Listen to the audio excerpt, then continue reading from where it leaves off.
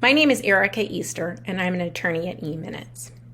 At eMinutes, we focus on forming business entities and also handle the annual compliance matters for corporations and LLCs on an annual basis. Today, we'll be talking about how to form a California limited liability company using the California Secretary of State's online tools. Like many other secretaries of state, California has followed the trend of taking most of their filings online. The first step to file articles of organization is to visit the Secretary of State's website using the web address included in the materials. Once you're there, you'll hit the Start button. The first step is to review the privacy warning, terms and conditions, and warranty page. Once you're comfortable with the terms of use of the Secretary of State's website, hit the I accept button. Llc Purpose and name. In California, LLCs are required to include a general purpose statement in their articles of organization. The statement is included on the form, and you can see that it is very general. You'll include a specific purpose in the operating agreement and in the initial statement of information that you'll file. Next, you'll enter the name of the company. The name should appear exactly how you want it. If you'd like a comma between the name of the company and the corporate ending, you should include it in this box. Next, you'll have to choose a corporate ending. All LLCs are required to have an indicator indicating that it is in fact an LLC. The most common corporate ending for an LLC is LLC, but you can choose from the drop-down whichever one you prefer. Finally, if you've reserved the name in California either by prepaid account or via mail, you must include the reservation number here. If you do not include the reservation number and the name was reserved, your filing will be rejected. Business address. All LLCs that are domestic in California are required to have a business address within the state of California. The mailing address does not need to be within the state of California, and if it is different from the business address, you will toggle the button and enter the mailing address as well. Service of process. You must designate an agent for service of process within the state of California. The agent is the party that's able to accept any legal notice served on behalf of the company. You have two options here. First, you can select a commercial agent. If you're selecting a commercial agent, you simply put in the name of the commercial agent and it will appear on the drop-down. I highly recommend, if you select a commercial agent, that you contact them ahead of time to let them know that you plan to name them as agent. If your company is ever served and the service goes to that commercial agent, they need to know where to forward on any information they receive on the LLC's behalf.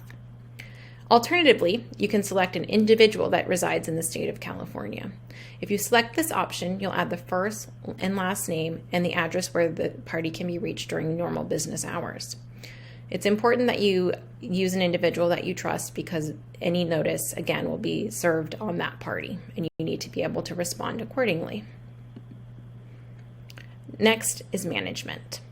You have three options when it comes to management in California. You can choose one manager, more than one manager, or all LLC members. You should select the choice that best fits the structure of your company. The names of the managers will not be included here, but you will need to disclose that information in the operating agreement and in the statement of information that's filed for the company biennially. Organizer. Next, you'll need to enter the organizer. The organizer is the person who will certify that the information in the articles of organization are correct. When our firm forms LLCs, I generally serve as the organizer. Additionally, on this form is the file date. You can either select the current date, in which case the articles will have the current date as their formation date, or you can select a date in the future. That future date can be up to 6 months in advance.